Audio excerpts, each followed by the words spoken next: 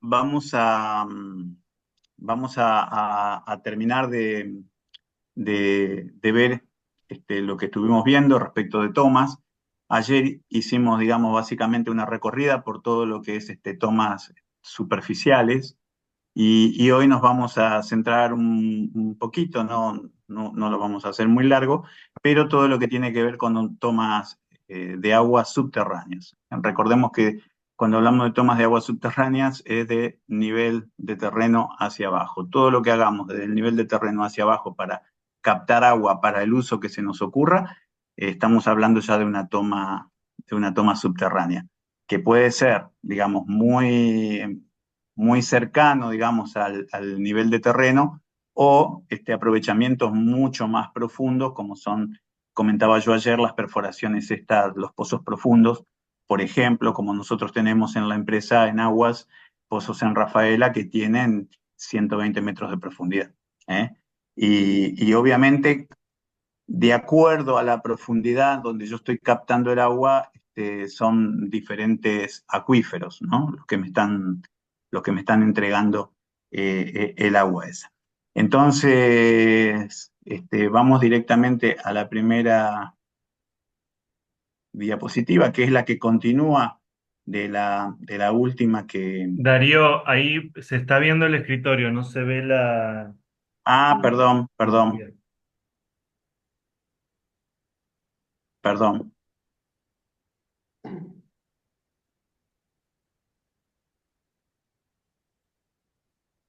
Ahora sí,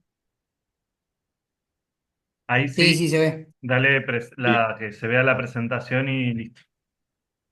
perfecto.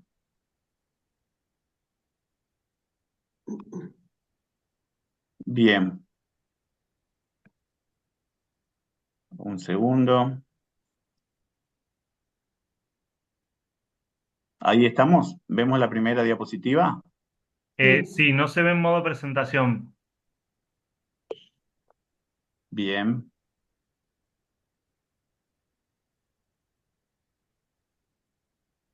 Andate ahí a presentación con diapositivas, más a la derecha. Presentación, ajá. Y ahí, si Y querés ir desde el inicio o desde la diapositiva actual. no, diapositiva actual, ahí está. Perfecto. Ahora sí. Exacto. Muy bien. Eh, bueno, en en lo que tiene que ver con tomas de agua subterránea, primero lo que quería contarles un poco es para tener claro algunos conceptos, digamos, cuando hablamos de agua subterránea. Eh, para no meternos de lleno en el aprovechamiento en sí, tener claro algunos conceptos que por ahí no son comunes y viene bien, digamos, porque por ahí me van a escuchar ustedes hablar permanentemente. Les pido por favor que si hay algún concepto, que yo lo digo por ahí muy alegremente, porque para mí es algo de todos los días y ustedes no lo interpretan del todo, me paren. ¿Eh? Pero cuando hablamos de aprovechamiento de agua subterránea, lo que estamos hablando es de sacar el agua que está ubicada en los intersticios de los poros. Ustedes saben que el terreno tiene diferente configuración, digamos. Ya lo vamos a ver, depende del momento geológico que se vivió. El terreno, las diferentes capas de terreno están configuradas de formas diferentes. Hay terreno más sedimentario, hay terrenos rocosos. En ese terreno sedimentario tenemos diferentes granulometrías, pueden ser arena más gruesas, gravilla, puede ser arcillas, pueden ser limos. Cada uno de estos materiales que yo mencioné tiene una granulometría diferente. Entonces, cuando hablamos del agua subterránea, estamos hablando del agua que está ocupando los intersticios de esos granos, de esos granos dentro del terreno. Como es el caso en esta imagen, el agua que ocupa ese espacio libre entre grano y grano es el agua subterránea que yo voy a extraer en algún momento de las diversas formas que vamos a ver hoy. Este, este acuífero, y esto lo aclaro porque generalmente es muy común pensar que uno está caminando y ahí abajo hay una especie de ríos subterráneos, por más que esta imagen de arriba pareciera que da fe de eso, pero es simplemente una coloración para identificar que ese terreno está saturado de agua, ¿no? Yo he escuchado mil veces decir, no, pero ahí pasa un río subterráneo. No, el río subterráneo no existe como río subterráneo, al menos acá en nuestra zona puede haber algo similar, alguna caverna con agua en profundidad y demás, en otro tipo de topografía, no en la nuestra. La nuestra tenemos esto, tenemos granos de diferente material y entre grano y grano tenemos agua que ocupa esos intersticios, se llaman, y esa es el agua subterránea que nosotros vamos a explotar. ¿Cómo llega el agua subterránea allí? Y llega por infiltración. El agua subterránea llega por infiltración en los acuíferos más superficiales, que nosotros denominamos, y acá viene el concepto, acuífero libre. El acuífero libre es el acuífero que está en contacto con la presión atmosférica y a este acuífero libre le llega el agua por infiltración. Entonces, es el primer acuífero que nosotros vamos a encontrar. Después podemos tener otros tipos de acuífero, esto se los menciono simplemente para que ustedes conozcan, que se llaman, por ejemplo, acuíferos confinados y en algunas oportunidades pueden ser acuíferos semiconfinados. ¿A qué nos referimos con esta terminología? Son acuíferos que están sometidos a una determinada presión, digamos. O sea, ya no están a presión atmosférica. ¿Qué pasa? ¿Qué significa esto? Que son acuíferos en donde la recarga se produce en terrenos más elevados. Por ejemplo, ¿no? Yo estoy en este terreno, en esta planicie, la recarga de este acuífero confinado, por ejemplo, se produce en un terreno con una elevación por encima de esta planicie, o sea que tiene un Z, una elevación respecto de esta planicie, que hace que el agua que está ubicada aquí tenga cierta presión. Son presiones menores, digamos, ¿no? Pero está sometida a cierta presión. Quiere decir de que si yo acá perforo esta capa, que sería el techo del acuífero, el agua va a tender a subir por allí hasta equiparar la presión con la zona de recarga.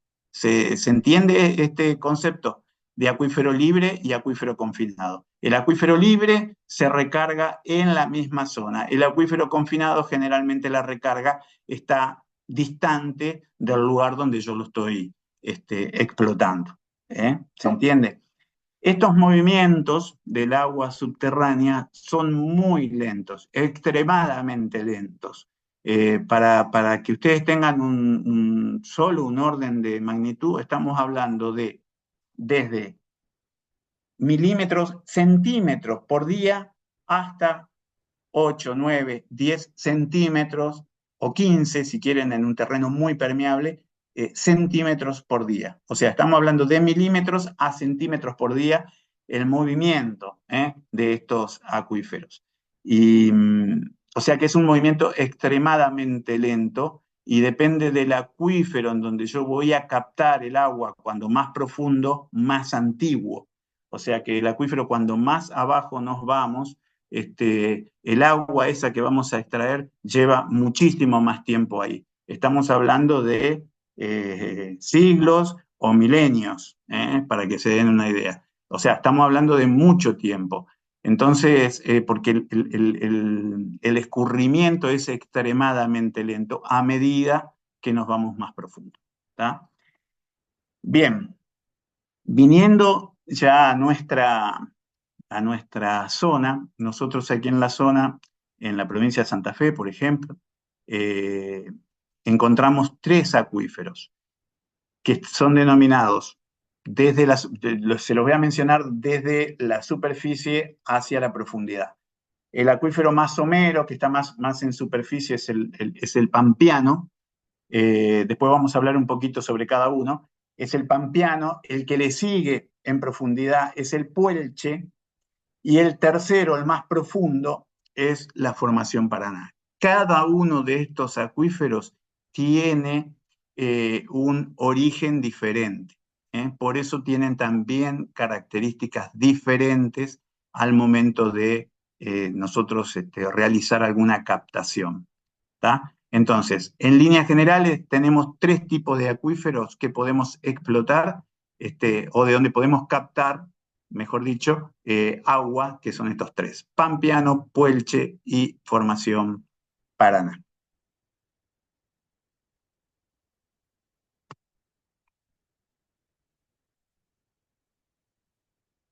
Un segundo, me voy a tener que salir porque me pasa lo mismo de ayer, que no puedo.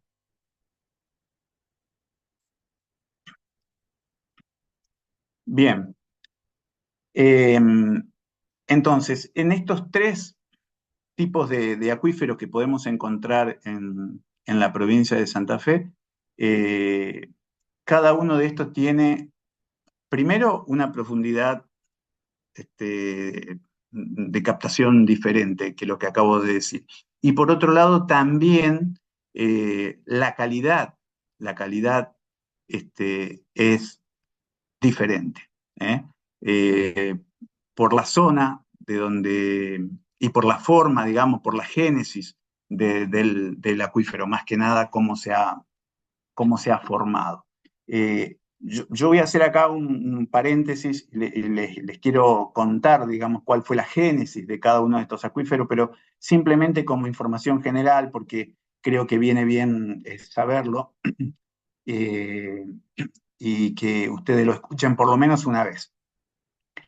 El acuífero, la formación Paraná, el acuífero Paraná, que sería el acuífero más profundo que nosotros tenemos en la provincia, está formado por arenas grises y arcillas verdes, y es el acuífero más profundo. Por ejemplo, de este acuífero se capta el agua, por ejemplo, en la ciudad de Rafaela. La ciudad de Rafaela se capta el agua de este acuífero, que son los pozos que yo mencioné al principio y ayer. Son pozos de 120 metros de profundidad. ¿Y por qué vamos a captar el acuífero, el agua a este acuífero? Este es un acuífero que tiene altas concentraciones de sales, pero nosotros la captamos de ahí porque nos interesa el volumen, y ya sabemos que va a tener una alta concentración de sales, pero nos interesa el volumen, porque son acuíferos confinados, que están sometidos a una cierta presión. Para que ustedes se den una idea, lo que comentaba al principio, por ejemplo, estos acuíferos lo encontramos a partir de los 95, 100 metros de profundidad, tenemos el techo de ese acuífero, en algunos casos 90, 95 metros tenemos el techo, pero bueno, cuando perforamos este acuífero, nosotros el nivel de agua se nos viene a 40 metros. ¿Me comprenden? Es lo que yo decía hoy: ¿por qué son acuíferos confinados? Porque cuando yo pincho el techo de esos acuíferos, el nivel de agua asciende por dentro de la cañería y llega a unos 40 metros, 38, 39 metros. Por eso son acuíferos Perfecto. confinados. Por eso se... ¿Perdón? ¿Una No, consulta? sí, nosotros hicimos uno hace poco. ¿De dónde De me...? Armstrong, Ah, de Armstrong, 100, bien. 140 metros, pero sale salado, 140, sale salado. 140 metros, claro. Fíjate cómo varía las profundidades en función de cómo uno se va desplazando dentro de Claro, la provincia, ¿no? le podés sacar mucha cantidad, pero malo el material, digamos. Mucho sodio, poco arsénico, pero mucha cantidad. Mucha cantidad de agua, exacto, es muy salina. Estamos hablando de agua que están en Del el mar. orden claro, prácticamente de los 20.000 de conductividad, Ujú. muy salada. Pero bueno, nosotros como en Rafaela, y supongo que ustedes ahí en Armstrong, ustedes Sí, tienen osmosis, sí, supongo. pero la Rafaela no tiene hierro. No, no, tiene, digamos, alguna concentración de hierro Ah, que después, ahí hay otro tema, digamos, pero viene bien la pregunta.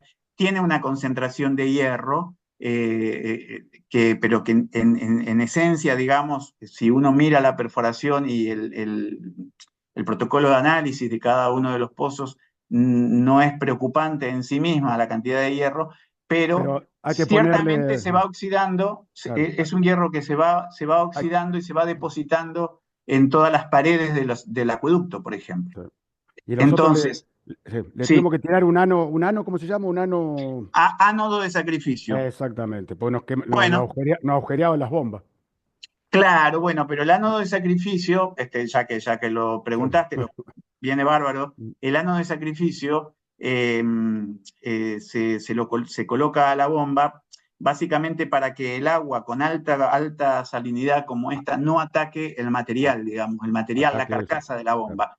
¿Eh? Entonces le cuento a lo demás, ¿no? Porque si al tener alto contenido de sal, y al haber, digamos, de alguna manera temperaturas en esas bombas que están sumergidas, se produce ahí un efecto químico que termina afectando las carcasas de las bombas y la termina pinchando, y obviamente donde pinchó una carcasa de la bomba ingresa el agua y la quema a la bomba, ¿no? Entonces se coloca una especie de pastilla, vamos a decirlo Claro. así común para que ustedes me entiendan, en la base de la bomba se adiciona una especie de pastilla, bien pueden ser de diferentes materiales, pero lo De habitual hierro. es que sea puede ser de hierro fundido, puede ser de zinc, hay diferentes materiales que son materiales que están, obviamente, ¿por qué este tipo de material? Porque la bomba está construida en acero inoxidable y este material es un material más blando, entonces lo que hace es llevarse esas corrientes, digamos, Mm. y se oxida y se destruye el ánodo de sacrificio. Por eso se llama ánodo de sacrificio, porque absorbe todas esas corrientes y esos ataques químicos, electroquímicos en este caso, y esa pastilla se va desintegrando, pero va salvando la bomba, que es lo que nos interesa. Eso puede durar, de acuerdo al ataque que tenga, puede durar 6 meses, puede durar 7, 8 meses, pero no mucho más de ahí. Y después hay que sacar la bomba, cambiarlo y volver a empezar, digamos. Exactamente. Hago este paréntesis porque viene bien y vamos escuchando cosas de cotidianidad, digamos, que a mí me interesa eso.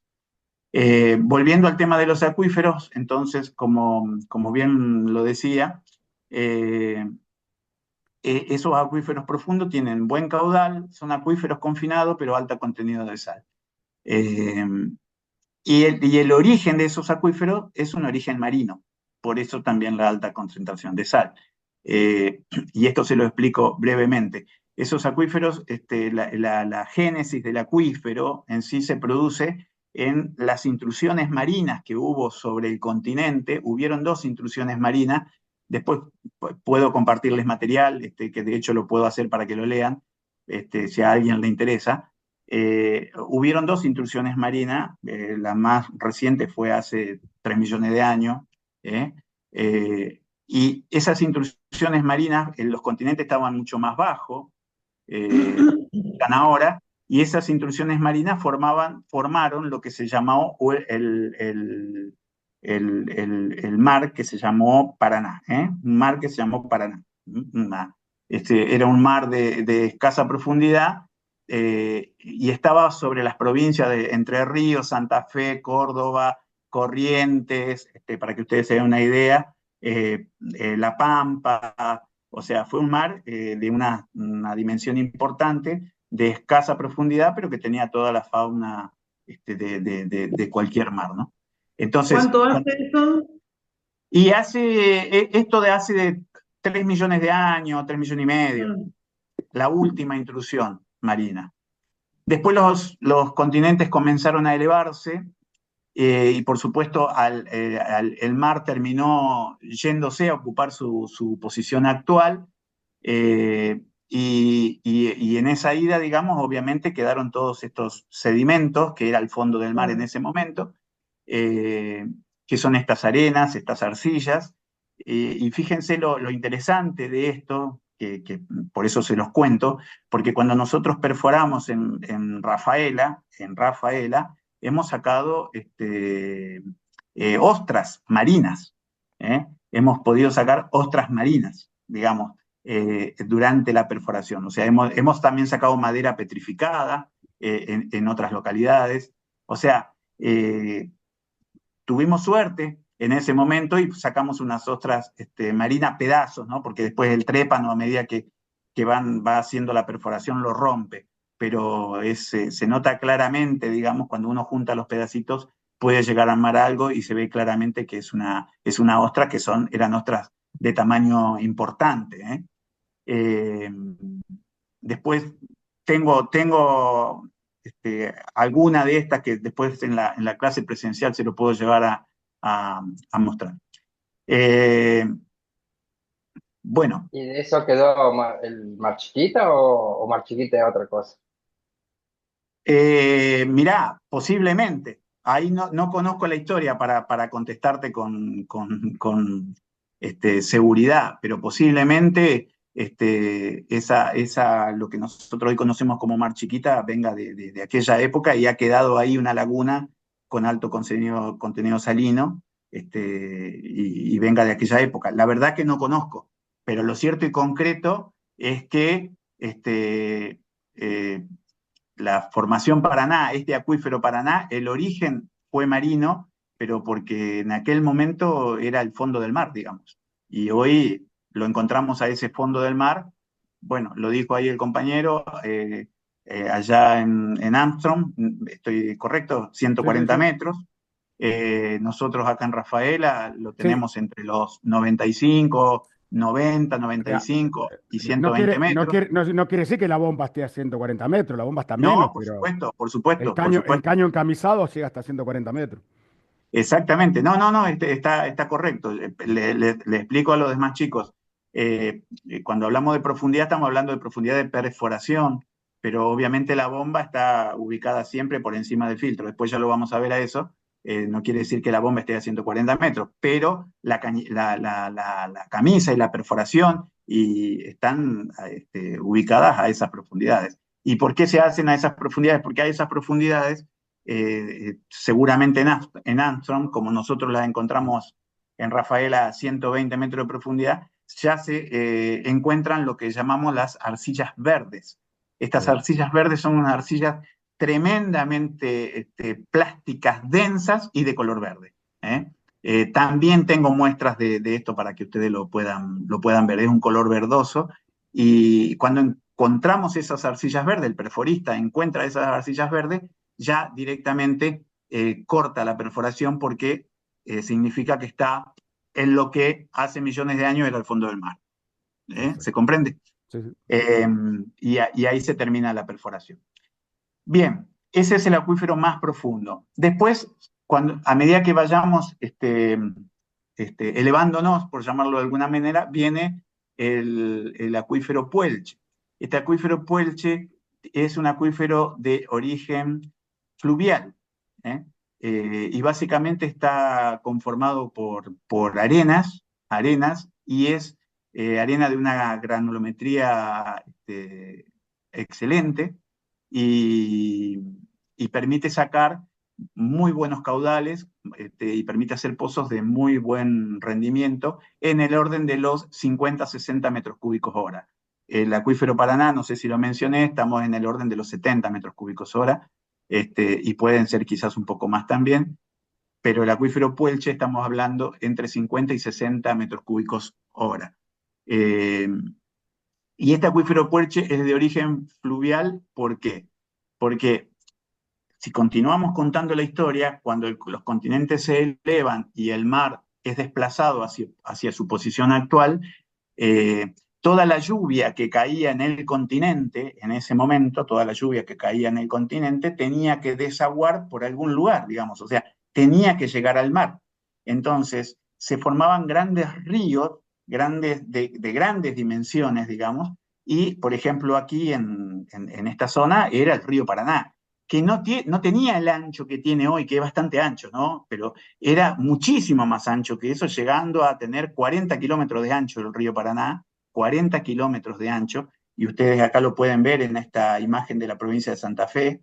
El acuífero Puelche es lo que aquí está figurando en amarillo, que son los depósitos de arena, y ustedes fíjense dónde tenemos el río hoy, y hasta dónde tenemos depósitos de arena. O sea, todo este sector era una gran zona de escurrimientos por donde bajaba el agua de todo el continente, de lo que hoy sería la cuenca, básicamente, del río Paraná, que es grandísima, y en ese pasar, digamos, del agua de lluvia, se iban descargando y asentando depósitos que eran arenas de buena calidad. ¿Tá? Y el agua era dulce ya, porque el agua de lluvia que escurría era dulce. Por eso el acuífero Puelche hoy es el mejor acuífero que tenemos en la provincia de Santa Fe, del de mejor calidad, es el acuífero Puelche. Y si seguimos hacia la superficie, tenemos este tercer acuífero y último, que es el acuífero pampeano, donde los sedimentos que dieron origen a este acuífero son de origen eólico. Eólico significa su origen está en el viento. ¿Por qué? Porque si seguimos contando esta historia, en épocas ya más cercanas, se ve que hubo épocas muy ventosas, de mucho viento, que arrastraron en esta ventolera, por llamarlo de alguna manera, mucho material fino, material que puede el viento trasladar. Entonces tenemos, ese acuífero pampeano está compuesto por limos, por arcillas, por arenas finas, y básicamente formó esa última capa, digamos, de terreno, que conformó lo que hoy es el sustrato, digamos, del acuífero pampeano, que es un material mucho más fino. Por lo tanto, si bien tiene agua contenida, la permeabilidad, por ser un material mucho más fino, es mucho menor, y el agua que puede entregar es mucho menor. Son los pozos hechos sobre el acuífero pampeano. Estamos hablando de rendimientos que van entre 10 y 20 metros cúbicos hora. ¿Está? Entonces, es para que tengan un pantallazo de cuál fue la génesis y cómo se fueron dando las cosas a través de la historia para conformar los 3 acuíferos que hoy tenemos en la provincia. Y, Darío, sí, perdón. no, mi duda es, ¿en todos lados están los 3? ¿O hay lugares, por ejemplo, no sé, en Armstrong a lo mejor no tienen los 3 y fueron al Formación Paraná porque los otros dos no están No, en ese lugar? exacto. Bien lo decís. No en toda la provincia están los 3. El acuífero Puelche, aquí en la provincia de Santa Fe. ¿Me aguardan un segundito? Porque voy a voy a enchufar la compu porque me estoy quedando sin batería. ¿Me aguardan un segundo? Sí. ¿Eh? Porque me dejé el cargador y lo dejé abajo. En un minuto estoy con ustedes. ¡Ay!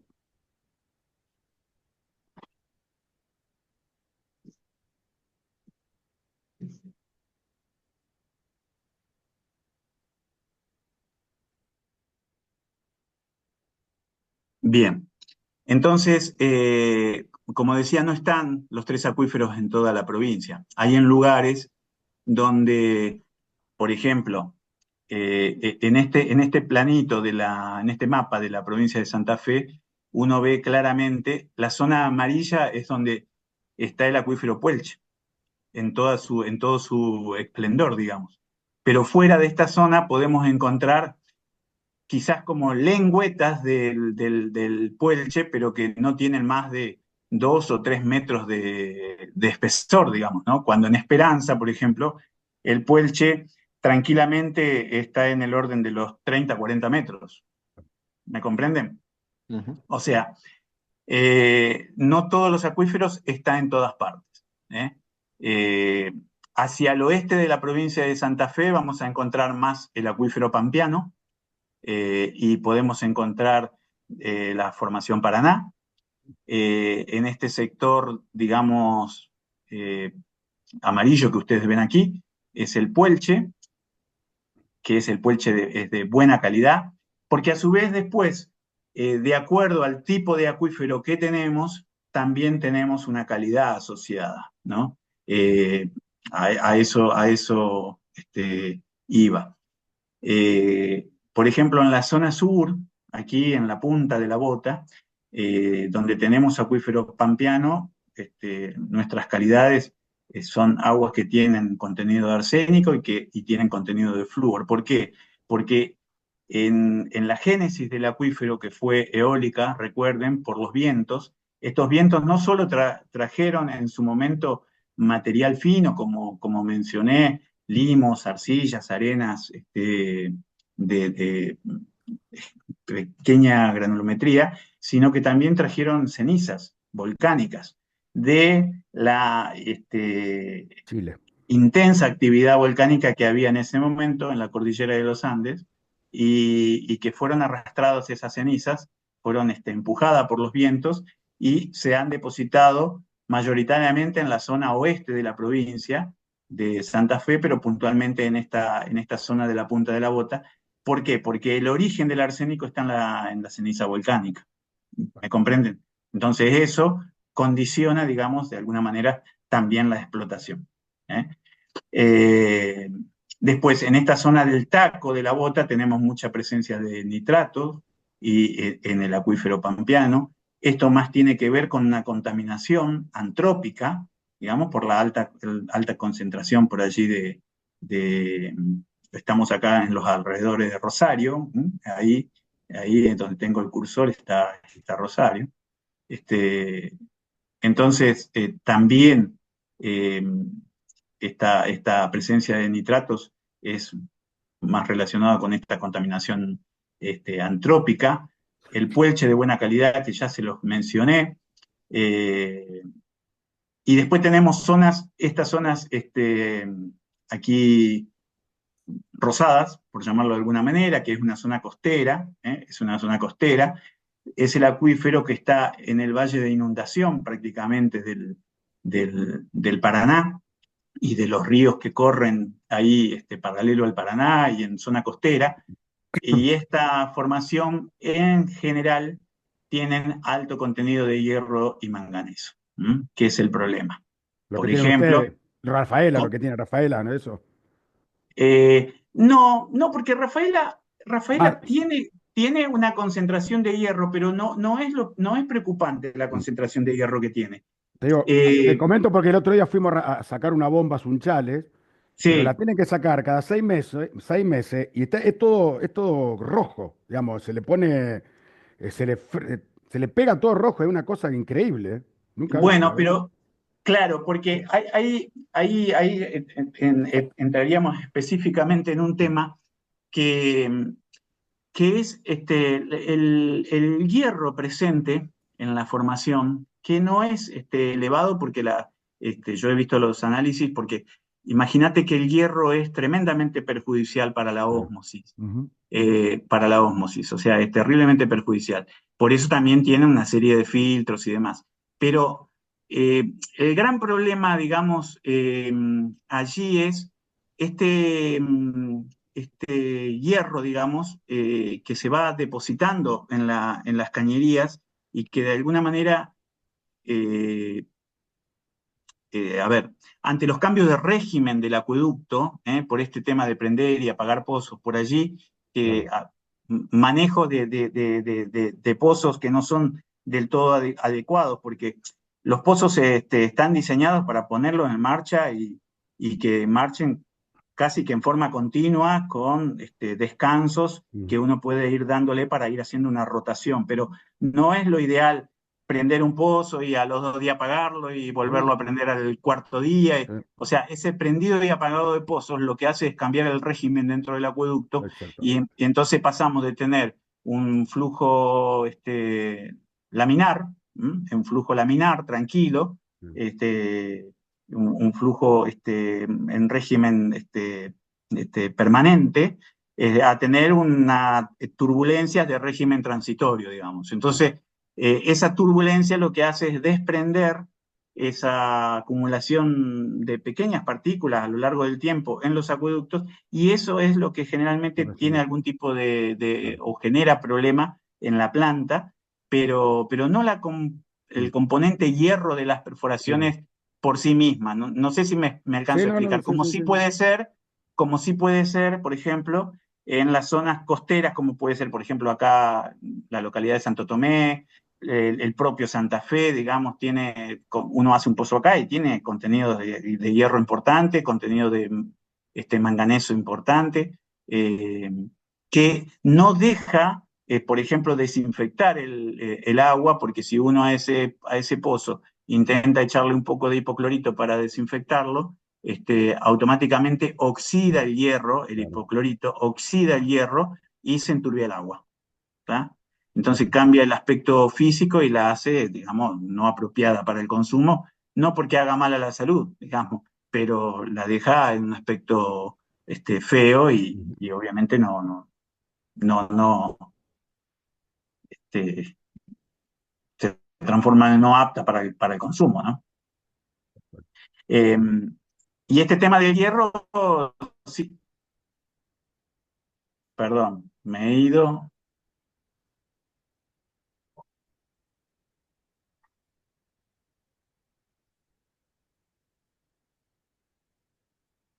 Lo de hierro y manganeso puede ser que en Villana. En Villana sí esté Claro. presente.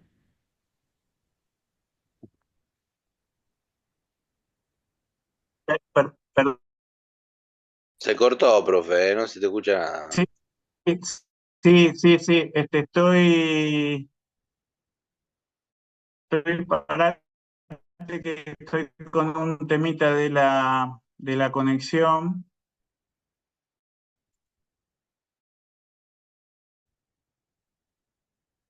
¿Ustedes me están escuchando? Se te Ahora sí. escucha, tenés la imagen congelada, Darío. De última, apagá la cámara, a ver.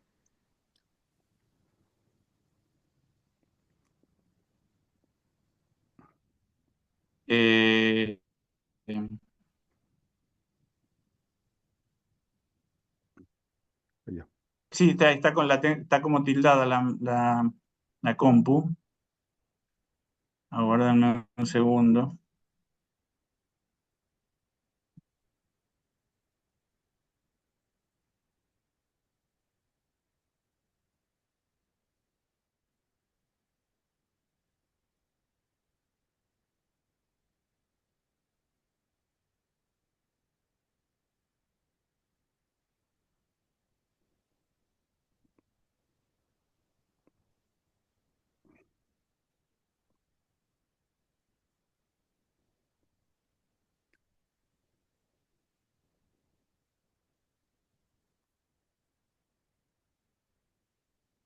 Ahí estamos.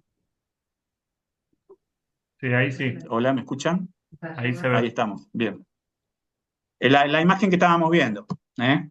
La imagen que estábamos viendo. Bueno, en definitiva, esta diapositiva era más que nada para contarles, digamos, los tipos de acuífero que tenemos, las profundidades a que lo tenemos, el origen, digamos, la génesis medianamente de cada uno y las explotaciones o las captaciones esperables de cada uno de los acuíferos y a qué zonas de la provincia de Santa Fe estarían asociados. Esa es más o menos la idea de esta diapositiva. Ahora bien, ¿cómo hacemos nosotros nuestro aprovechamiento?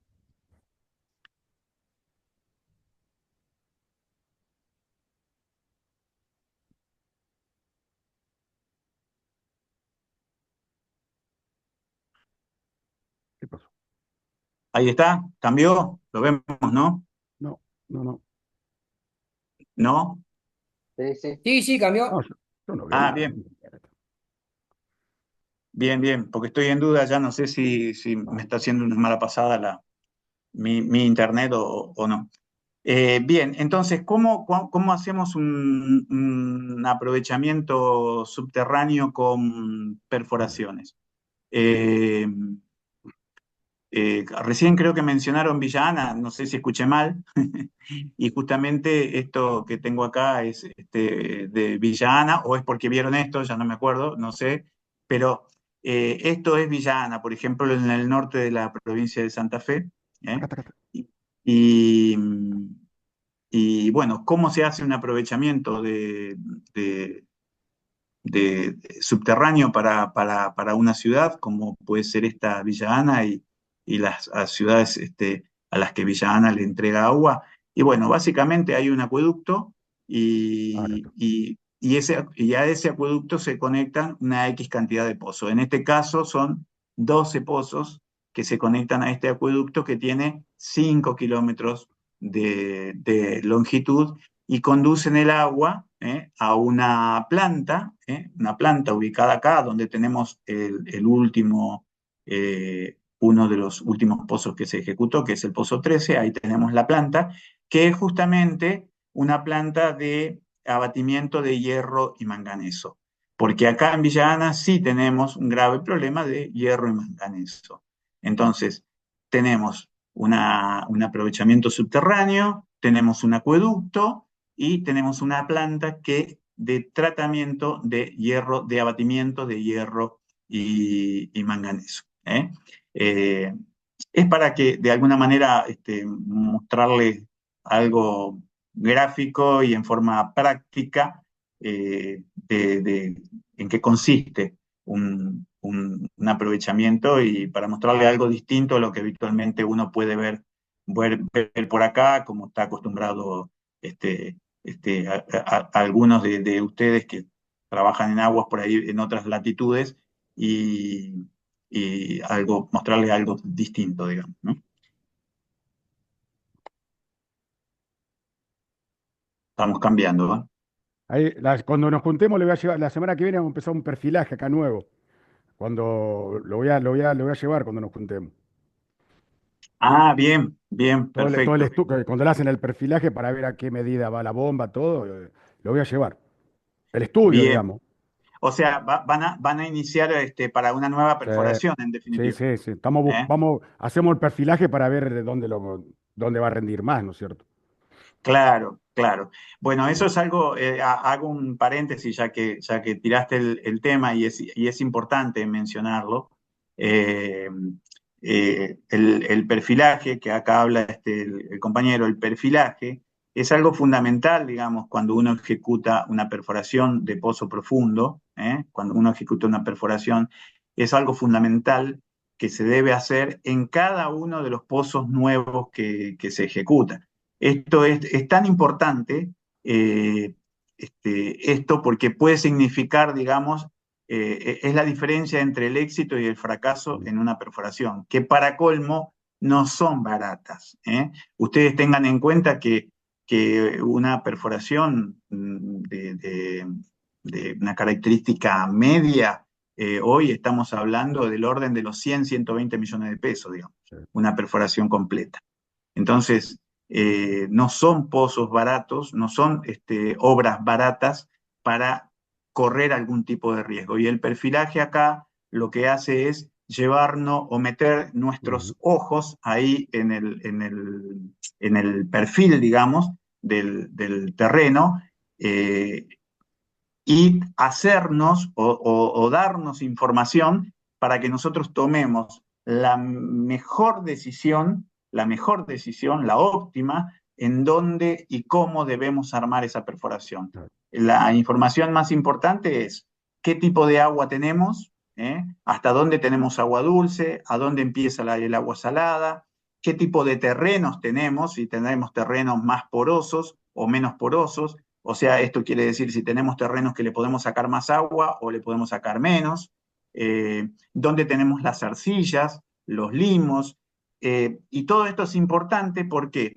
Porque hace al éxito o no de la perforación. Si yo llego a armar una perforación mal y coloco el filtro, vamos a poner un ejemplo, coloco el filtro, en vez de colocarlo donde tengo las arenas, que me van a permitir sacar un X caudal, pongo el filtro de la perforación en un sector donde tengo arcillas, por ejemplo, o limos Ay. muy finos, obviamente cuando yo comience a bombear esa perforación, voy a tener tal turbidez y no voy a poder sacarle la turbidez nunca jamás en la vida, porque armé el filtro o hice el filtro, construí el filtro o lo coloqué en el lugar inapropiado. Bueno, toda esta información es la información que nos da el perfilaje, por eso viene bien acá el comentario para decirlo.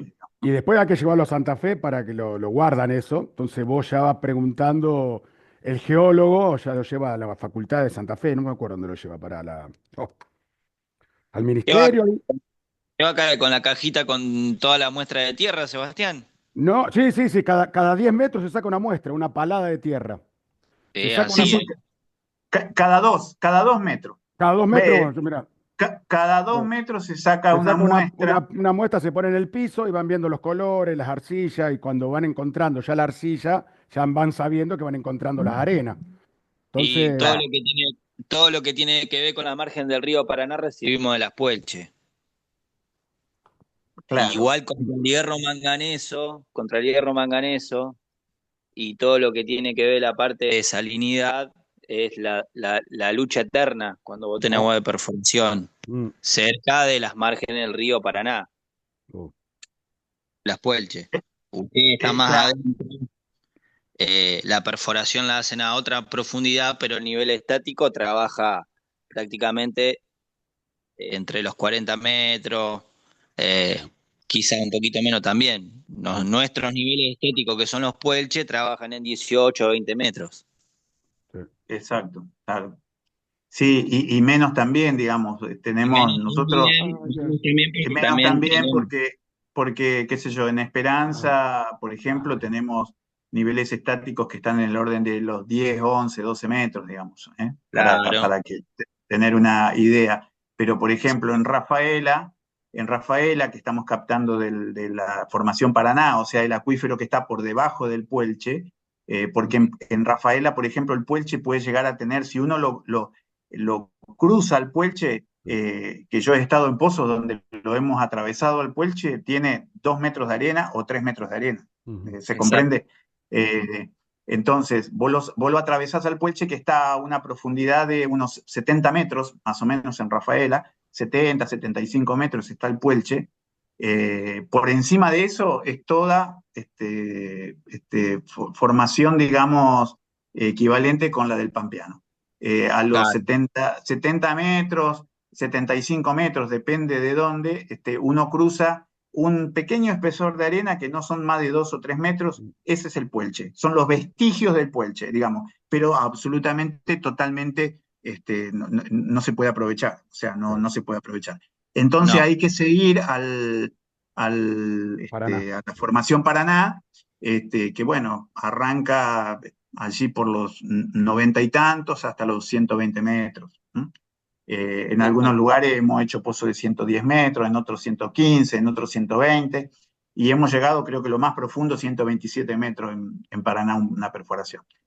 claro, Es muy mayormente interesante. también el que no hace planta de ósmosis lo ayuda con una bomba de desalinización a la de producción para bajarle la conductividad a las sales, porque en sí el agua de perforación ya contiene una cierta dureza por los minerales propios que tiene, en realidad también. Sí, pero la salinización de Se estos, la de saca estos con la pozos, osmosis, nosotros. Claro, claro, estos pozos ya se tratan con Gabriel. ósmosis porque Sí, tienen una salinización claro, muy importante. Estamos hablando de alrededor de 20.000 de conductividad. claro. Nosotros, Eh, el pozo profundo va directamente a la cisterna de agua cruda. Después tenemos 15 pozos a 20 metros que van a la cisterna agua tratada. Con eso hacemos la ujú, mezcla.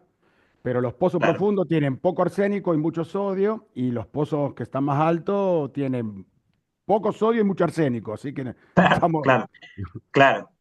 Bueno, Bueno, los pero pozos que Un están en la problema. superficie, los pozos que están en la superficie están hechos sobre el Pampeano y Claro, los pozos más profundos están hechos sobre la formación Paraná, por ejemplo, exactamente.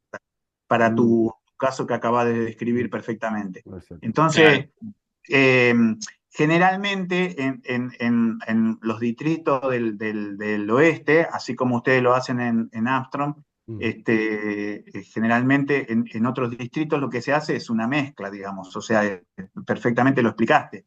O mm, sea, una parte se trata por ósmosis, porque la ósmosis lo que hace es, ya vamos a ver, una de las presentaciones tiene que ver con ósmosis, ya lo vamos a ver a eso, pero la ósmosis para el resto de los compañeros que por ahí estamos diciendo ósmosis, ósmosis, ósmosis, y por ahí no sé si lo interpretan todos, pero la ósmosis es una planta que lo que hace es básicamente bajarle los minerales, o sea, es una filtración con membranas de muy, muy pequeñas que hace es retener las sales. Por lo tanto, el agua que sale es prácticamente agua destilada, por llamarlo de alguna manera, sin minerales, que tampoco es bueno, porque el agua tiene que tener minerales, como bien lo dijo otro de los compañeros, el agua tiene que tener minerales.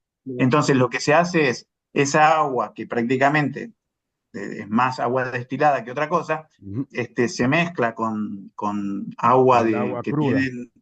con agua cruda que tiene una carga mineral que por ahí, hasta en algunos parámetros, puede ser un poquito excesiva a lo que permite la ley, pero en esa mezcla metemos ese parámetro dentro de lo que establece la ley y, por supuesto, es agua potable. ¿Me comprenden? Claro. Entonces, Sí, sí. la mezcla es una opción más que válida y de hecho muy usada para poder entregar agua potable en esas localidades. Apta para consumo.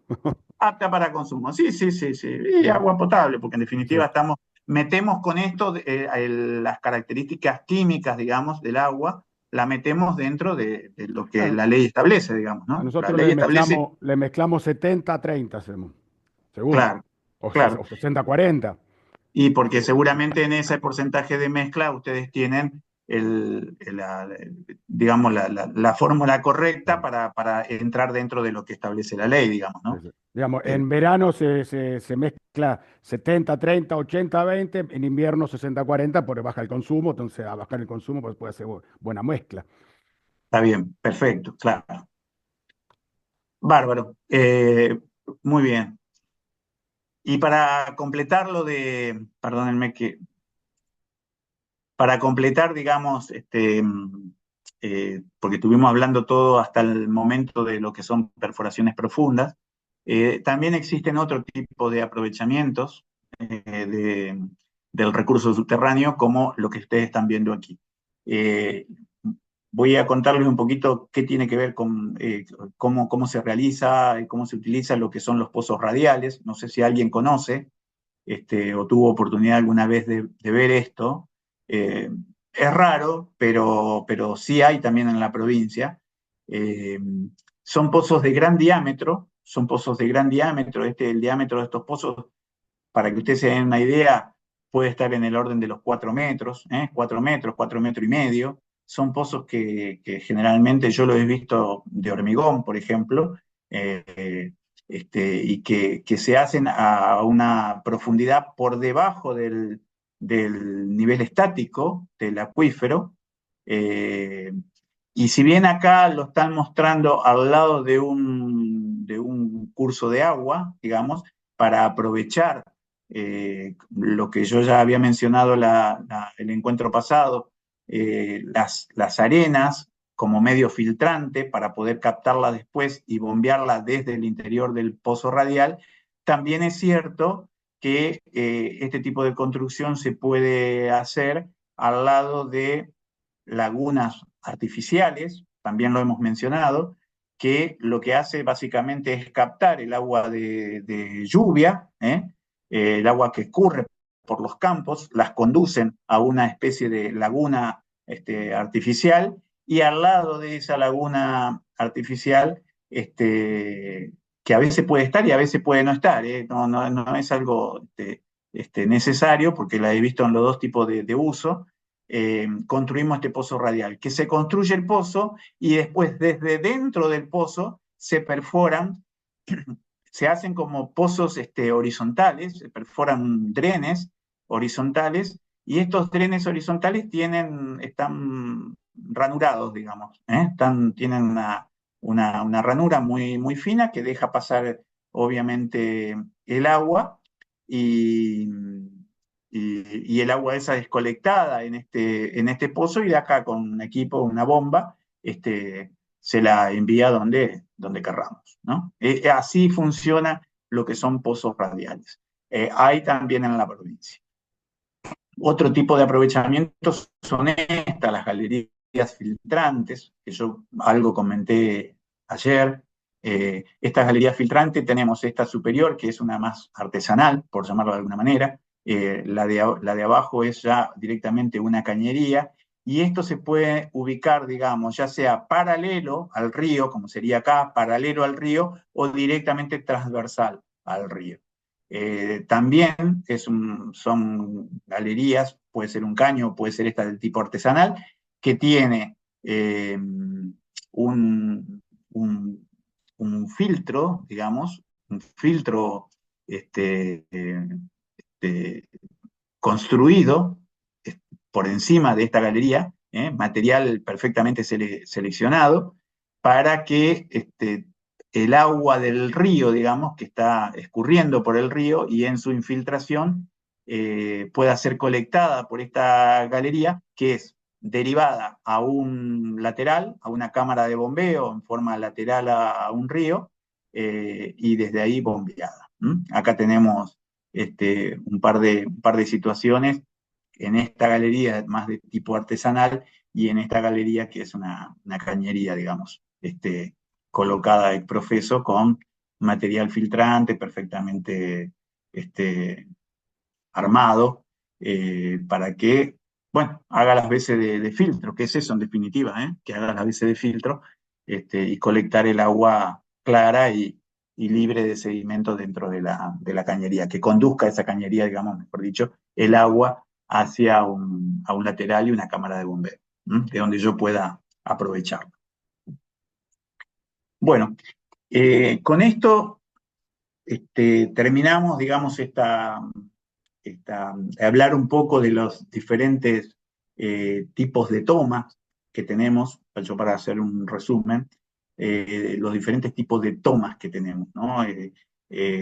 Hablábamos, recuerden ustedes, de tomas de agua superficial y tomas, en este caso, de aguas subterráneas. El agua subterránea es un elemento más que importante. El 30% del agua aprovechable en el planeta es agua subterránea, digamos, o sea, el agua dulce, ¿no? Aprovechable en condiciones de aprovecharse, ¿no? Porque hay mucha más agua en los polos y en forma de hielo, pero son totalmente inaccesibles. De lo que se puede aprovechar, es una cantidad, el agua subterránea pasa a ocupar el primer lugar como agua aprovechable para consumo. Así que es muy importante este tema. Bien, ahora nos vamos a ir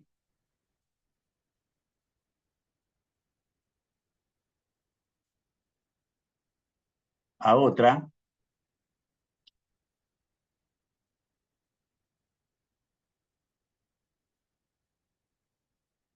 ¿Ahí lo ven?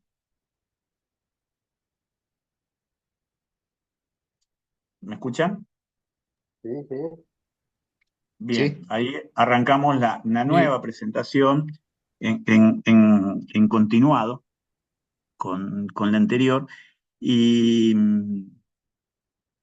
básicamente terminamos el tema de tomas y ahora nos vamos a meter en el paso siguiente, digamos, a la toma de agua, que son los acueductos. Algo hemos mencionado, algo hemos contado, pero nos vamos a meter ahora en el tema acueductos, que obviamente es, digamos, un eslabón muy importante en esta cadena de secuencias, de acciones que nosotros vamos a ir realizando para potabilizar el agua. Primero la tenemos que tomar de algún lugar, de algún punto, sea superficial o subterráneo, y después la tenemos que conducir hacia la planta donde la vamos a tratar.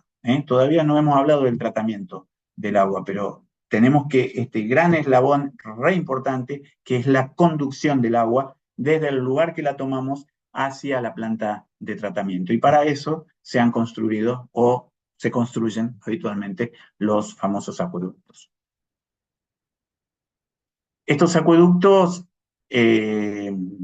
bueno, un poco volviendo a la primera diapositiva, o primera presentación, perdón, estos acueductos han existido siempre a lo largo de la historia, y se han construido de los materiales más diversos. Por ejemplo, el que ustedes ven aquí, este es un acueducto inca, por ejemplo, construido directamente en una piedra.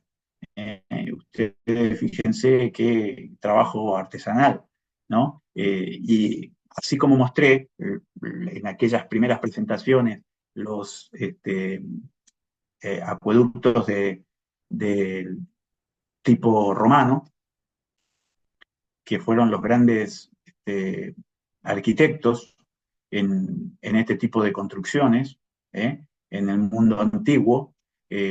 También nuestros ancestros acá en América no se han quedado atrás, digamos, y si bien los que hoy tienen la fama mundial de construcciones de acueductos son los romanos, por cómo lo hacían y por las semejantes estructuras que hacían para conducir el agua por gravedad, y de distancias tan largas como recorrían distancias, transportaban agua a distancias enormes que llegaban a 90 kilómetros, y con unas estructuras maravillosas que todavía se conservan. También, digamos, en esta parte del mundo tenemos algunas muestras de este tipo de obra, ¿no? Así que, bueno, dicho esto como introducción, hoy en día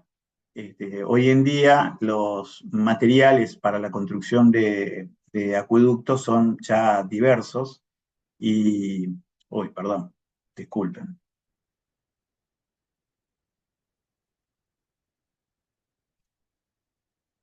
me fui de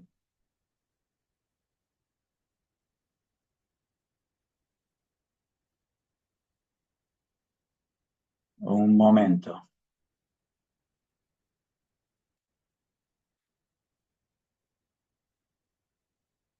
Bueno, como les decía, hoy en día los acueductos, digamos, son de materiales diversos, eh, donde podemos verlos de hormigón, podemos verlos de PRFB, de polietileno de alta densidad, de acero.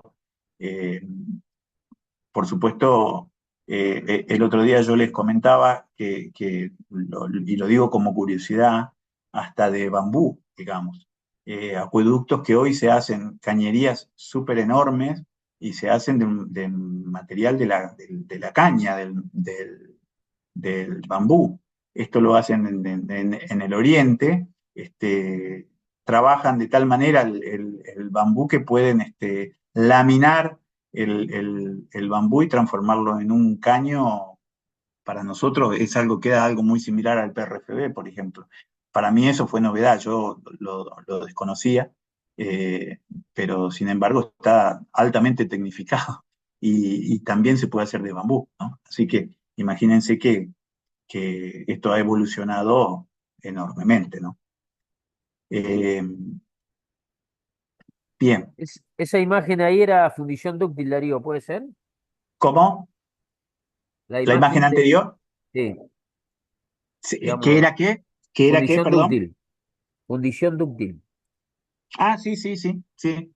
Fundición dúctil acá, por ejemplo, en Santa Fe, los últimos acueductos urbanos que se hicieron fueron todos fundición dúctil, digamos. Este, pero sí, los materiales son bien, bien diversos. Eh, bueno, en definitiva, ¿qué características fundamentales debe de cumplir un acueducto? Eh, es conservar la cantidad y la calidad de agua cruda que estamos captando. O sea, nosotros tenemos que asegurar con el acueducto que la calidad de agua cruda que estamos captando se mantenga de alguna manera inalterable. La cantidad, esto es porque no podemos tener acueductos que pierdan por todos lados y que de pronto captemos 100 y lleguen 10. O sea, la conservación de la cantidad es importante, y la conservación de la calidad de agua cruda también es importante. O sea, eh, ¿por qué? Porque de alguna manera tenemos, más allá de que se trate de agua cruda, aún sin tratar, debemos de conservar esa calidad, porque para algo hemos hecho un estudio de fuente, como hablábamos ayer, de la fuente de captación, que debería de cumplir con determinada calidad mínima para poder transformar o poder ejecutar en esa fuente una toma de agua. Entonces, si somos tan rigurosos, digamos, en establecer un determinado lugar como posible, lugar posible para ejecutar una toma de agua, la calidad de esa fuente, el acueducto debe ser capaz de poder mínimamente mantener esa calidad en todo su transporte. Hay acueductos que son extremadamente largos también, ¿no? Yo recuerdo, por ejemplo, y cuento como anécdota esto, de mi viaje a Barcelona. Que Barcelona también recibía agua, uno de los lugares que venía agua era de los Pirineos. O sea, Barcelona recibía agua de 400 kilómetros, los Pirineos está a 400 kilómetros de Barcelona, a través de un acueducto, digamos. O sea, Barcelona y por supuesto toda la zona metropolitana, ¿no? También recibía agua por un acueducto que tenía 400 kilómetros y venía agua desde la montaña. O sea que cuando digo yo, hay acueductos que tienen distancias enormes, son distancias enormes, realmente. Entonces, debe tener esa propiedad de conservar la cantidad y la calidad del agua, ¿no? Bueno, a veces esa calidad de agua no depende exclusivamente del acueducto, sino que también se la debemos asegurar en la fuente, y por eso acá metemos este tema de las barreras de contención y protección, que algo hablamos ayer, pero esto es para conservar la calidad de agua en la fuente para que después la transporte el acueducto. Después tenemos situaciones como esta, por ejemplo, que son el famoso bivalvo o las famosas conchillas, digamos, que esto, algunos por ahí lo pueden llegar seguramente lo conoce, pero para el que no conozca, estas conchillas es un animal, digamos, que ha venido y ha invadido toda esta zona porque ha encontrado una zona apta para su desarrollo. Y esto es todo importado, digamos. Esto han venido en los barcos desde el oriente. Este es una especie que se encuentra allá en China, India, en aquella zona, y que vienen adheridos a los cascos de los barcos que han venido a cargar acá, Puerto San Martín y demás, vienen adheridos, y bueno, y acá se han desarrollado, y hoy son invasión, digamos, a lo largo de todo el río Paraná y el río de la Plata. O sea, todas las tomas que están sobre el río Paraná tienen este tipo de problemas, y básicamente son muy pequeñitas, y se adhieren a las paredes de los acueductos, o de los conductos de aducción, de las bombas. Ayer uno de los compañeros comentó a las rejillas, digamos, de las estructuras de hormigón en donde están ubicadas las bombas. O sea, es una plaga, literalmente es una plaga.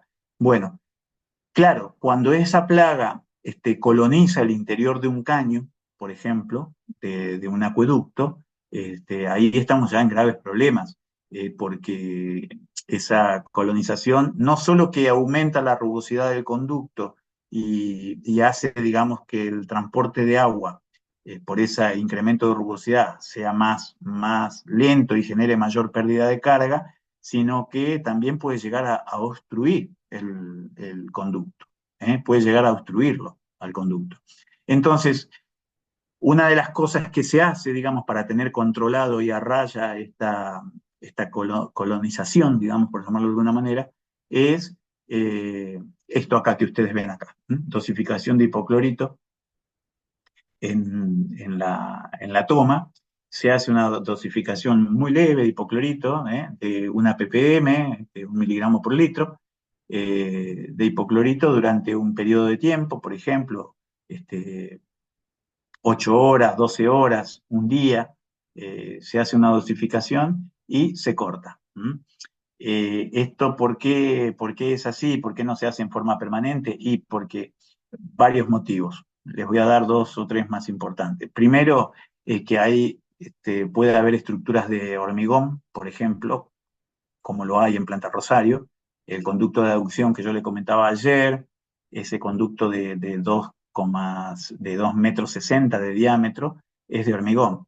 Y si uno inyecta cloro, digamos, o pretende inyectar cloro en forma permanente, hay un daño a la estructura de hormigón, ¿está? Y el daño cuando se daña el hormigón, termina el cloro atacando el hierro y se termina destruyendo el caño en sí mismo, ¿no? Estructuralmente se termina. Entonces, hay que hacer una dosificación, o la forma que se ha visto de poder controlarlo esto es una dosificación controlada durante un tiempo corto. Y de esa manera uno lo va matando y en la propia agua lo conduce hacia el interior de la planta y después obviamente hay que sacarlos desde el interior de la planta, digamos, ¿no? Hay que sacarlos después cuando veamos cuando veamos el tratamiento vamos a volver sobre esto porque ustedes van a ver ahí imágenes de la cantidad infernal de estos bichitos muertos que se terminan sacando de diferentes partes del proceso.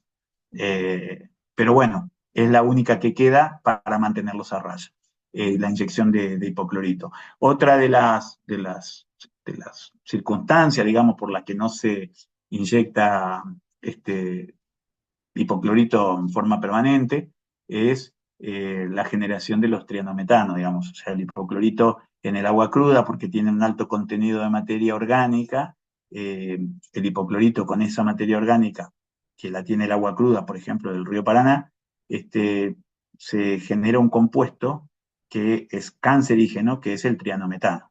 Entonces, tampoco podemos estar generando, digamos, estos compuestos en forma permanente por la dosificación de hipoclorito. Entonces, por eso la dosificación es controlada, solamente para controlar la colonia, y nada más.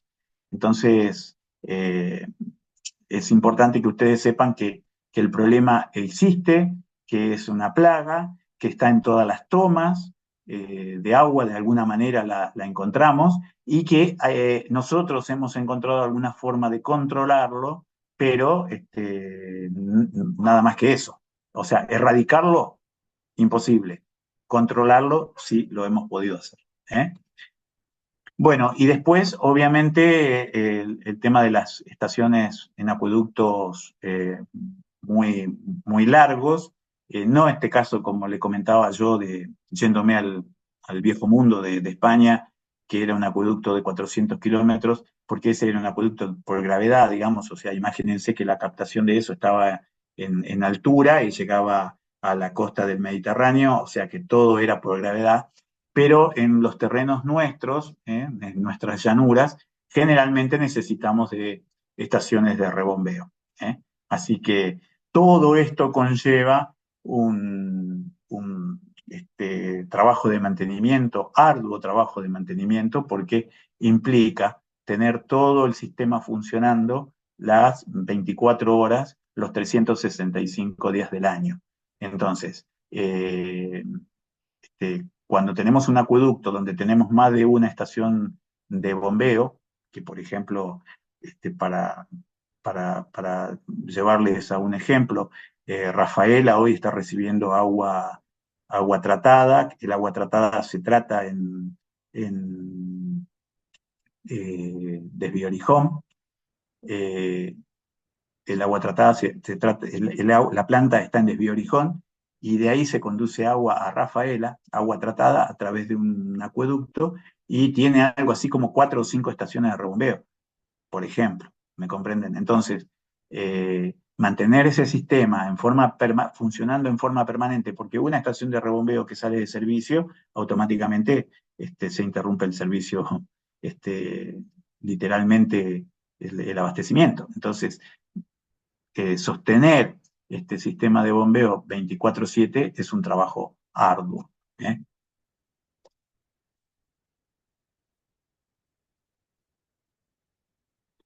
Perdónenme, otra vez voy a tener que salir.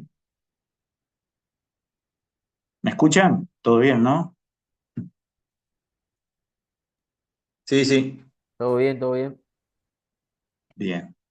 Perdónenme, pero otra vez, no sé si se tilda por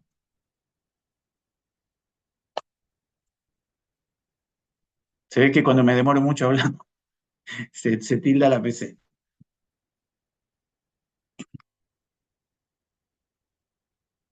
Ahí está, muy bien. Bueno, ahora les quiero mostrar algunos ejemplos de acueductos para que ustedes vean por ahí la complejidad, porque cuando decimos acueducto, por ahí uno piensa en, o puede llegar a pensar en pequeños tramos o obras o con poca complejidad o baja complejidad, y realmente es todo lo contrario, digamos, ¿no? A veces son obras muy complejas, ¿eh? Eh, Este es el caso de Reconquista, por ejemplo. Ahí tenemos un acueducto de 6,5 kilómetros que conduce el agua de la toma que está en el puerto. En el puerto hay una toma de agua nueva y para poder llegar, acá está en el puerto, para poder llegar a la planta potabilizadora son 6,5 kilómetros de acueducto y en esa recorrida tiene que atravesar o salvar dos cruces de agua, digamos, dos cruces de río. En este caso es la desembocadura del Arroyo del Rey, en este sector, donde, bueno, específicamente hizo falta construir un puente para poder colocar el caño, y el puente arriba es un puente peatonal, pero de alguna manera eh, sostiene el caño de acueducto, es un caño de acero en este caso, eh, forma parte del puente, y el puente se ha hecho exclusivamente para el caño, más allá de que tiene la utilidad de tener el cruce peatonal, por supuesto, necesario para ir a hacer todo el trabajo de mantenimiento en la toma. No se puede llegar ahí a la toma con vehículo, por ejemplo, para que ustedes sepan. Solamente vía caminando, ¿no?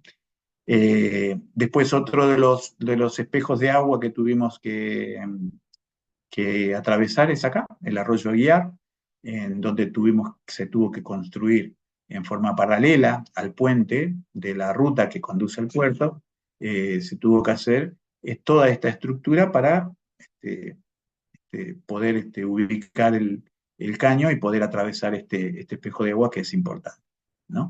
Y después, obviamente, aquí podemos ver la construcción, el zanjeo para colocar este caño, que es un caño de PAD, que, bueno, que conforma los 6,5 kilómetros de acueducto, con una capacidad de 1.800 metros cúbicos hora, y tenemos cañería de 900 milímetros. Una mega obra para poder transportar el agua de aquí a la planta que abastece, más allá de abastecer Reconquista, abastece otras localidades también, porque desde esa planta nace un acueducto que abastece a varias localidades. Dentro de ella está Malabrigo, Vera, Avellaneda y otras tantas más.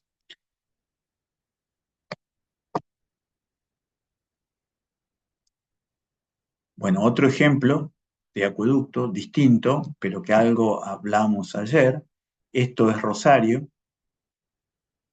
Esto es Rosario, por ejemplo, para que ustedes vean diferentes configuraciones, ¿no? Y las complejidades mayores o menores que puedan tener cada uno de los conductos. Esta es Rosario, por ejemplo. Rosario tiene, ayer veíamos más en detalle el tema de la toma, después creo que hay alguna fotografía para refrescarlo, pero bueno, acá tenemos el conducto de aducción. Este conducto de aducción que conduce el agua desde el río a una a una estación de bombeo elevadora, hasta que es grandísima, por supuesto, porque estamos hablando de 24.000 metros cúbicos hora.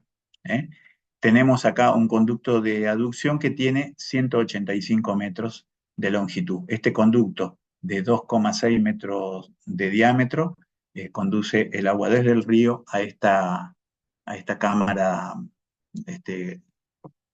cámara elevadora, digamos, a donde hay ubicada una serie de bombas que permiten elevarla, ganar altura, el agua permite ganar altura para poder después realizar todo el tratamiento de potabilización por gravedad. O sea, ya después de esto ya no hay más otro bombeo, simplemente simplemente digo yo, pero es toda una ingeniería, ¿no? El agua se conduce por gravedad desde aquí hasta la cámara, y desde aquí hay una serie de bombas que la elevan, una X cantidad de metros, y a partir de ahí todo el proceso de potabilización se hace por gravedad. ¿Tá? En esta toma, digamos, recuerdo, tenemos ahí unas mangas de protección para justamente evitar el ingreso de cualquier tipo de líquido sobrenadante, contaminante que pueda haber y afectar, por supuesto, la captación. Esta es otra configuración, y es acá donde, en este conducto, por ejemplo, nosotros tenemos una rejilla importante allí, y en este conducto, por ejemplo, es un conducto donde está absolutamente todo colonizado por esa conchilla que veíamos al principio, y obviamente la inyección de cloro se hace ahí en la toma, y esto se mantiene limpio gracias a esa sistemática inyección de hipoclorito. Perdón, vamos a ver.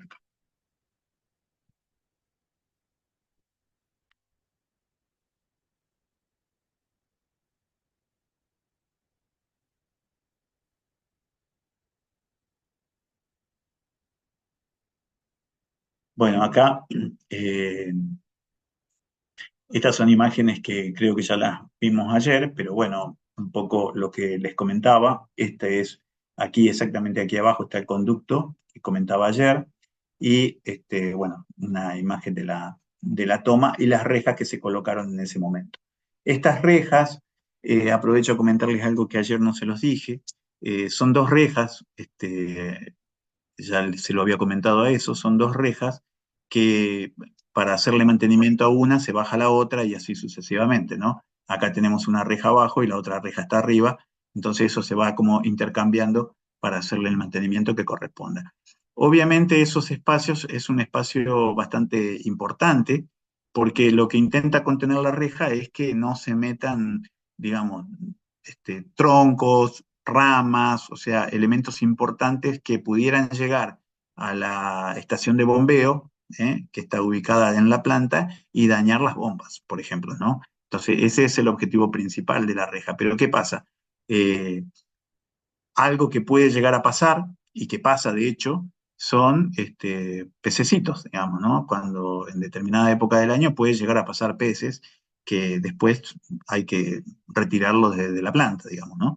Pero las rejas tienen un diámetro, una separación, digamos, de barrotes que es importante, digamos, ¿no? Donde los pececitos, mojarritas, por ejemplo, de peces de ese tamaño, pueden pasar tranquilamente.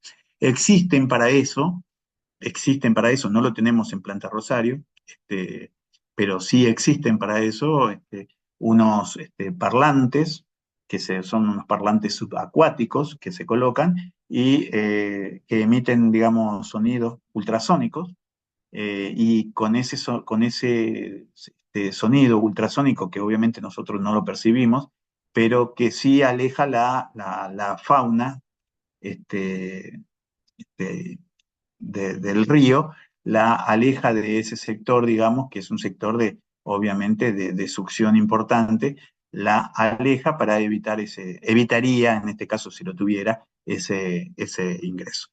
Es una tecnología que no sé si hay alguna toma en Argentina que la tenga, pero es una tecnología que se usa en otras partes del mundo para alejar, digamos, los peces de lugares de toma, como puede ser tranquilamente esto.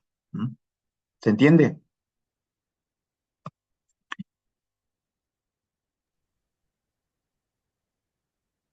Bueno, este es otro caso de acueducto. Eh, Les voy a ayudar a interpretar porque tiene bastantes cosas escritas. Esto es en Santa Fe, por ejemplo. En Santa Fe tenemos este acueducto que tiene una distancia de 10 kilómetros. Yo le mencioné ayer esto.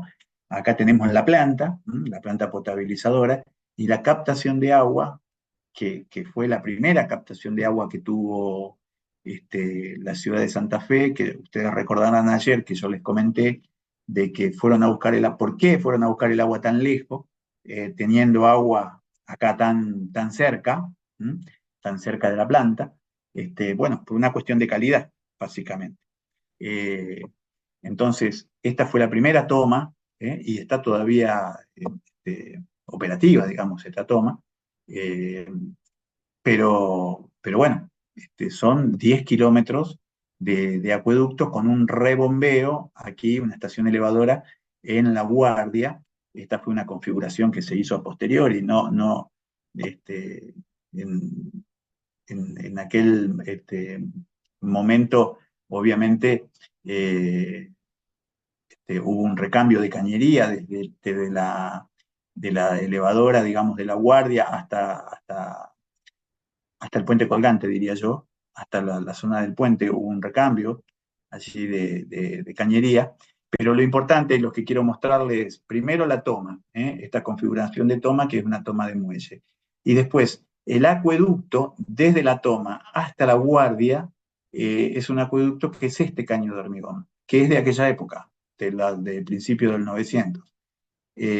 Y se lo quería mostrar porque es una configuración muy particular de la cañería, tiene un alma de hormigón y hierro en la parte central para darle mayor rigidez, pero es un conducto que tiene, yo no recuerdo, pero creo que algo de 1,40 m, si no recuerdo mal, 1,30 m. Un Es metro cuarenta tiene Darío. 1,40 m, bueno, gracias, Ale. 1,40 m, y es un caño importante, digamos. Pero bueno, se lo quería traer a colación para que ustedes también vean cómo se hacían las cosas en aquellos años, ¿no? Este acueducto es un acueducto de hormigón, que va desde la toma de agua cruda, por gravedad conduce el agua hasta la estación elevadora. Y de ahí se conduce el agua a la planta potabilizadora a través de bombeo. Eh, bueno, es algo importante. Ustedes recuerden que cuando se construyó este acueducto, este primer acueducto, cuando se construyó esta primera toma, lo que se construyó también para poder llegar con el agua cruda a la planta fue el puente colgante. Eso recuérdenlo. Este puente colgante no nació como un puente colgante para que crucen ni personas ni vehículos, sino nació como un viaducto, un viaducto donde la función principal era eh, este, sostener la cañería de agua que traía el agua cruda desde Colastiné a la planta Santa Fe. Así nació el puente colgante. Hoy los conductos ya no pasan más por el puente colgante, sino pasan por este puente Oroño, por eso aquí figura como viaducto Puente Oroño, porque ese es el nuevo acueducto que yo les mencionaba recién, que se rehizo, digamos, la cañería desde La Guardia hasta la planta Santa Fe. Capacidad de ese acueducto, 3.000 metros cúbicos hora.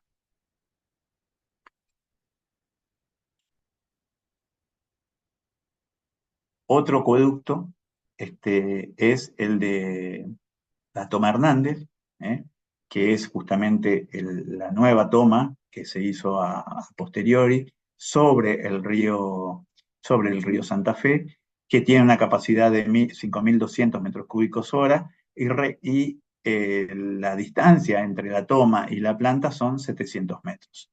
Entonces, fíjense ustedes que teniendo agua, volviendo a lo de ayer, ¿no? De la calidad de la fuente, teniendo agua a 700 metros, se fueron a buscarla a 10 kilómetros. Fíjese si no es importante la calidad de la fuente al momento de tomar la decisión de dónde hacer una toma de agua.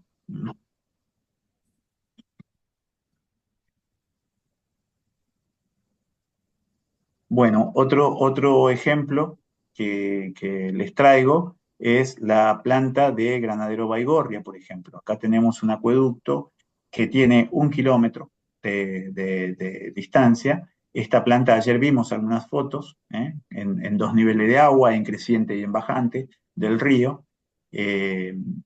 Pero bueno, acá tenemos un acueducto de 2.400 metros cúbicos hora, de 1 kilómetro de... Perdón, Darío, es de 6.200 la capacidad máxima. Ah, perdón, bien, buena corrección. Bueno, no sé por qué quedó 2.400. Listo, perfecto, lo vamos a corregir, gracias. Pero bueno, longitud 1 kilómetro y, y bueno, ustedes ven, digamos, la inmensa variedad de conductos y las diferentes tecnologías que son necesarias, digamos, para conducir el agua cruda hacia el lugar de tratamiento. ¿eh? Así que bueno, eh, con esto un poco eh, quería darles un pantallazo, digamos, del tema acueductos, que hay muchísimo más para hablar, muchísimos más ejemplos quizás para mostrar, pero bueno, intenté por ahí diferentes complejidades y diferentes lugares y materiales y con rebombeo y sin rebombeo para que ustedes tengan alguna idea general de qué es lo que estamos hablando. Así que no sé si les quedó alguna duda, quieren consultar algo al respecto, alguna consulta, los escucho. Rivero, hola. Sí, te escucho. Ahí en la toma Hernández, para nosotros que nos expliqué, para nosotros que somos de afuera. Usted Sí, toma el agua ahí en la toma Hernández, el agua. Pero usted sí. recibe todo el agua de la Setúbal, que ahí es donde tiene las cloacas Santa Fe, ¿o no es así? No es así. Acá vuelvo la toma Hernández. No, parate que voy a poner diapositiva. Esta es la imagen de la que me estás haciendo mención. No, la cloaca de Santa Fe no es así porque te comento.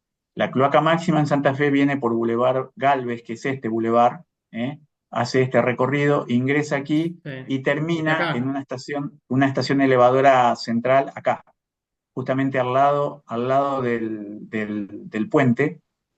Termina, los líquidos cloacales terminan o llegan, mejor dicho, hasta esa estación elevadora central que está ubicada justamente acá, en la costa de la laguna Setúbal, como bien decís vos, pero esa es una estación elevadora, digamos, de líquidos cloacales. De ahí se bombea el líquido cloacal, y te voy a mostrar en la otra diapositiva, a ver si lo podemos llegar a ver, en la a ver, perdónenme, que tengo que hacer así porque si no se me va a tildar. Eh, Estamos ubicados, para el que no es de Santa Fe, ese lugar que veíamos recién es aquí al lado, está la estación elevadora central, que colecta todo el sistema cloacal de la ciudad de Santa Fe, llega a esa estación elevadora central, que está ubicada aquí. Y desde ahí se bombea eh, a través de un conducto, se bombea y se descarga, acá no lo alcanzamos a ver, pero se descarga en la zona del Colastiné, pero aguas abajo de lo que sería donde están ubicadas las tomas. Acá tenemos la toma de Colastiné que va a Santa Fe y también tenemos sobre el Colastiné la toma de Rincón. Pero los líquidos cloacales se descargan varios kilómetros abajo, aguas abajo de ese lugar.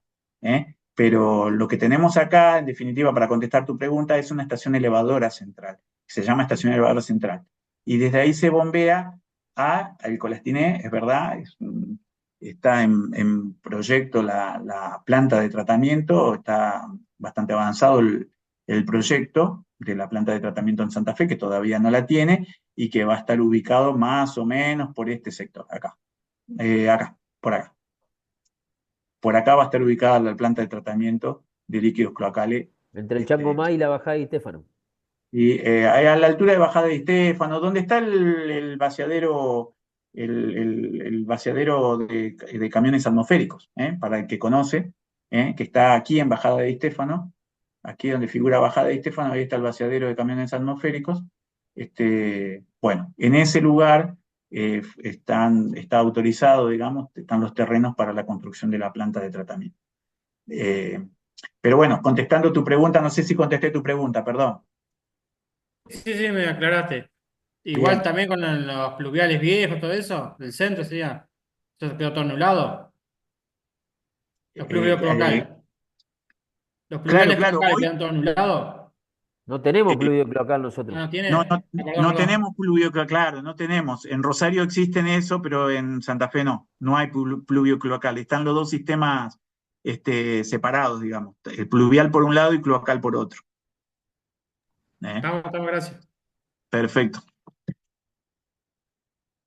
Bien, no sé, ¿alguna pregunta más, chicos? ¿Alguna duda o quieren que charlemos sobre algo en particular? No hay ningún problema.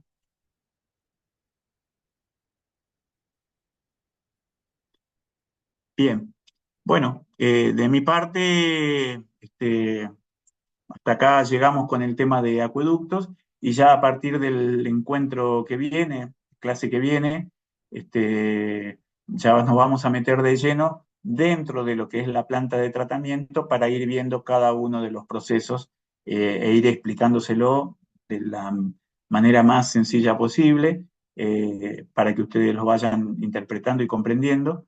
Así que vamos a ir agarrando digamos, etapa por etapa del proceso en cada una de las clases. ¿Se comprende? Entonces, de esa manera vamos a ir recorriendo como si fuésemos agua, recorriendo la planta de tratamiento hasta llegar al punto de la entrega a red. ¿eh? Así que, bueno, de mi parte, gracias y quedan liberados. Bueno, Gracias, Darío. gracias a vos, Gracias. Darío. Bueno, Gracias, gracias. chicos. Hasta luego. Hasta Chao, hasta luego, buen fin de luego. semana. Gracias igualmente. Luego, Igualmente. Fin de- Gracias.